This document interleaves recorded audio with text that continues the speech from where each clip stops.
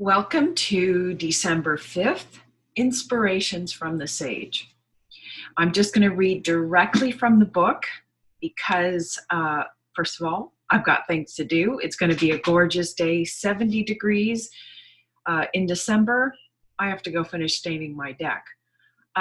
Also, I just love the interpretation, and I believe I know who this message is for. I hope you recognize that the sage is talking to you, my friend. So the hexagram for today is 53, line 2. And here we go. Line 2 says, oh, and 53 is called Developing the True Self. Line 2, the wild goose gradually draws near the cliff, eating and drinking in peace and concord, good fortune. So what does this mean? The cliff represents yet another step of progress in the development of one's true self.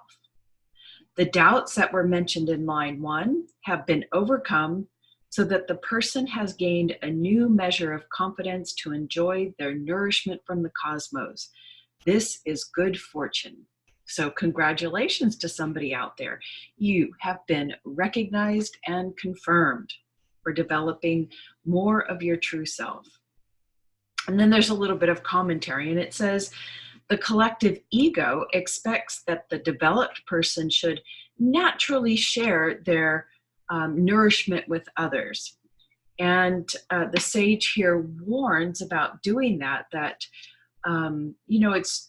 they say it's natural for us to want to share, but really it's not, that we only want to share giving to fertile ground. We only want to share to other people's true selves, not to their ego, because sage makes us aware that it devalues our gifts and it does nothing when we share it with another's ego.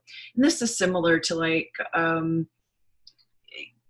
you have an awakening or a realization and you want to tell everybody in your circle, regardless if they have any interest in it or not, or the religious organizations that knock on people's doors. They're just sharing their gifts with other people's egos, and it does nothing but devalue that cosmic gift. So only give to fertile ground. Hopefully this is fertile ground. I assume that if you show up and listen to this video, then it's your true self showing up. If you've listened through the whole thing, if it's your ego, you'll probably click out pretty quickly. Okay.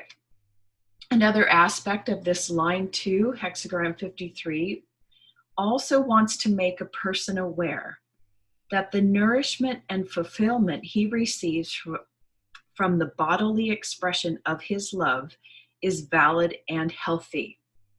Such nourishment can never come from sexuality practiced for its own sake, for that is when sexuality becomes perverted. And I'm sure that makes sense, but sex for sake of pleasure and release becomes perverted even in marriage. However, when it's an expression of love, then it is a valid and healthy expression of love that increases one's true self. Okay, that's your message from the sage. I'm hoping that person out there feels inspired and continues on developing their true self. Have a good day, everyone.